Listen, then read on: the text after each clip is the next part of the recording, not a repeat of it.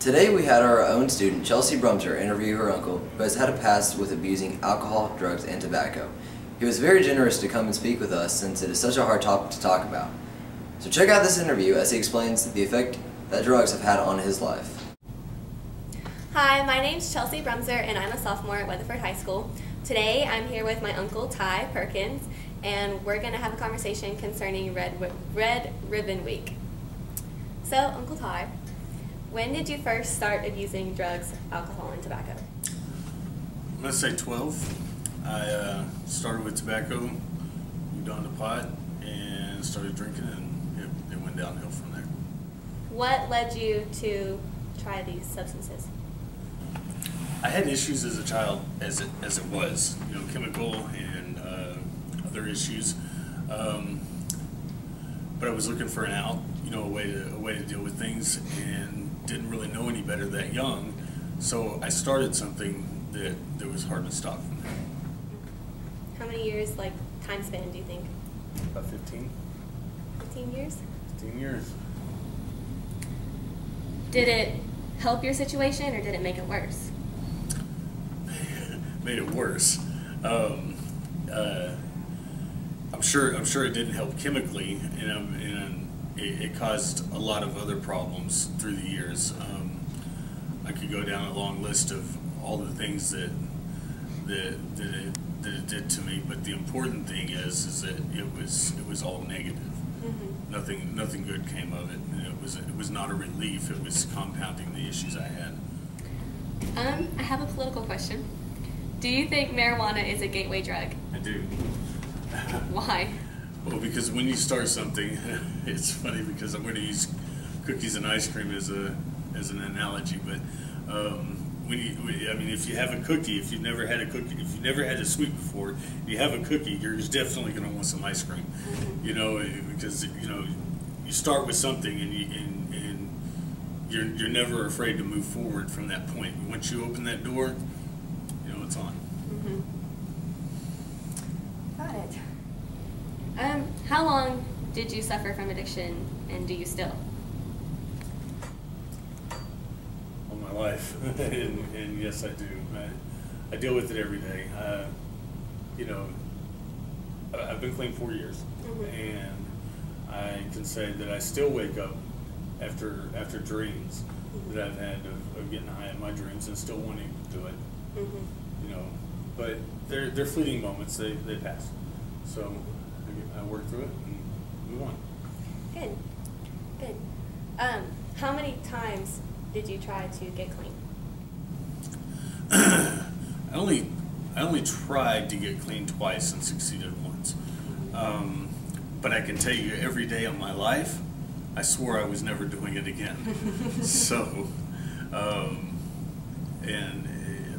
like I said, yeah, that's it. All right. How did it affect your relationships with your family?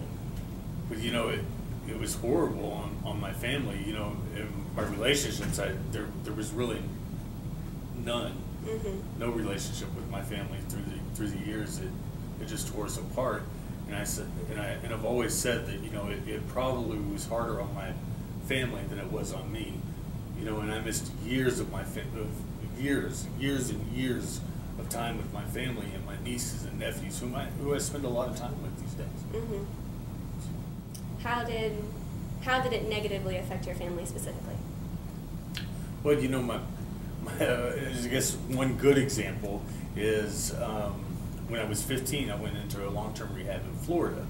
My mother sold her business, moved to Florida, left her husband here, and stayed there a year and a half while I was in rehab, and I got out and did the same thing again. So, it did no good.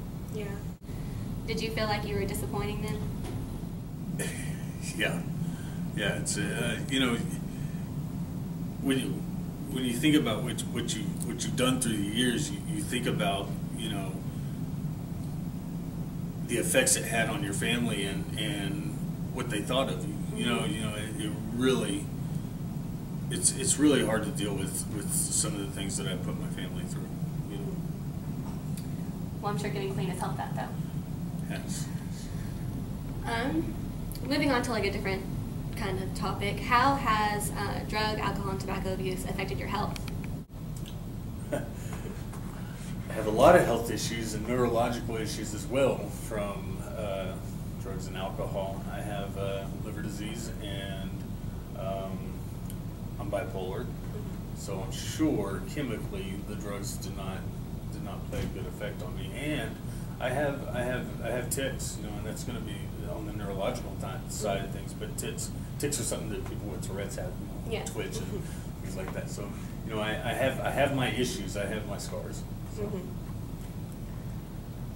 Well, what are some long-term consequences that you have to deal with today that you didn't think about when you were our age?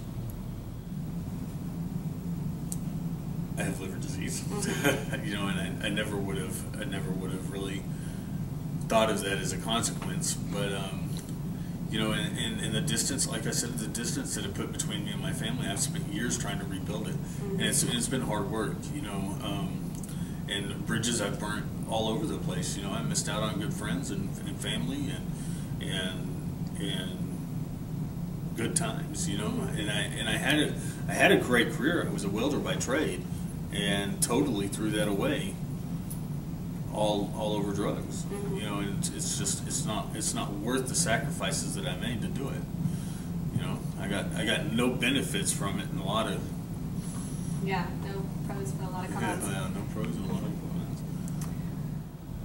All right, finally, if you could give one piece of advice based on your struggles, what would it be and why? The best thing I can tell anybody is that if you never start using drugs, you never have to go through what it takes to quit, and you never have to rebuild. All right, that's pretty good. Thank you. All right. Got it.